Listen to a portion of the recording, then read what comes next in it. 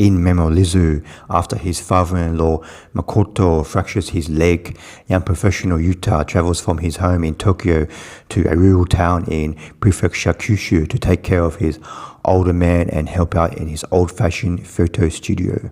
Leaving behind his wife and daughter in Tokyo, Yuta stays in contact through exchanged smartphone videos and photographs. As little details of daily life accumulate through the succession of recordings and memories, their lives as a family are brought gently and vividly to life. Memorizu is directed by Miku Sakinishi, and this film is his directorial debut, and Memorizu just debuted at the 2026 Tribeca Film Festival. Memorizu is a vibe type of film because there isn't really a plot line driving this film forward. We just spend time with Yuta, played by Tasuka Imoto, and his wife, played by Makoto Hoshi. Her name is Yuki. And Yuki stays back in Tokyo to look after her daughter and continue her work. She is kind of like a travel guide for like Chinese tourists who travel to Tokyo, and she speaks fluent Mandarin, so she can show them around all the good restaurants and around Tokyo.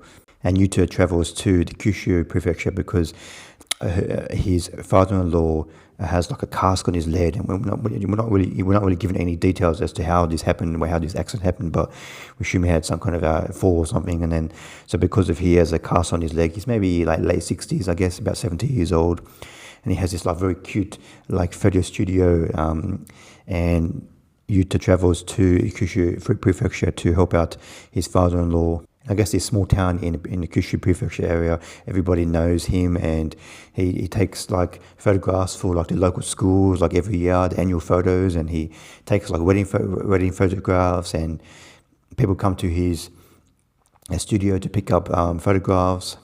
And because his father-in-law, Makoto, played by Issei Uguta, he can't really walk very well. He has to walk on a crutch, and he has a cast on his leg. So Yuta has to help him all through his work. And as I said before, this film is more of a vibe because we're just spending time with Yuta in this small town in Kyushu prefecture, and with his wife in Tokyo. And they're kind of like constantly sending back like video messages on their phone to his daughter back in Tokyo and his wife, and Yuta is kind of like taking photographs and videos of his daily life in the small town in Kyushu. And I think what this film does best is it draws a parallel between Yuta's busy life in Tokyo and his now like kind of like a bit of a holiday for him when spending time with his father-in-law in Kyushu prefecture. And this really is a time for Yuta to spend not just quality time with his father-in-law, but also just like go outside and take the dog for a walk and enjoy the countryside and just see the small pleasures that like a small country provide.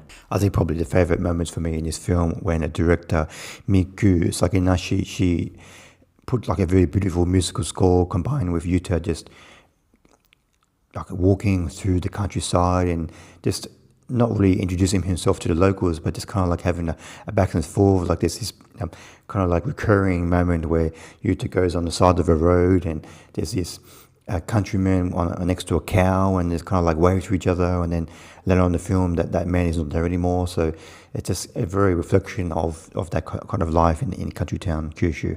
And also the relationship between Yuta and his father-in-law, Makoto. I think Makoto, I wouldn't say he dislikes his son-in-law.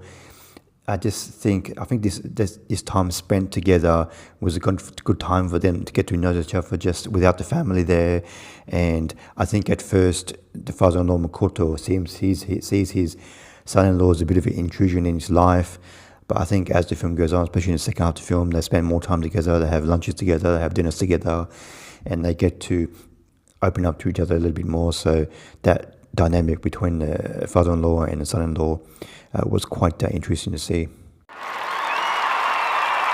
I give Memorizu 3.5 stars out of 5. I definitely recommend checking out this very quite small scale drama from debut director Miku Sakinishi. This film is not really about plot or story or characters. This film is kind of a vibe film. You just have to spend time with these characters, their daily lives, and I think this Well, the main story of this film is the parallels it draws between the busy life in Tokyo and the quiet life in the small town areas of Japan. So I definitely recommend checking out this film if you're after like a very small scale, a vibe type of drama.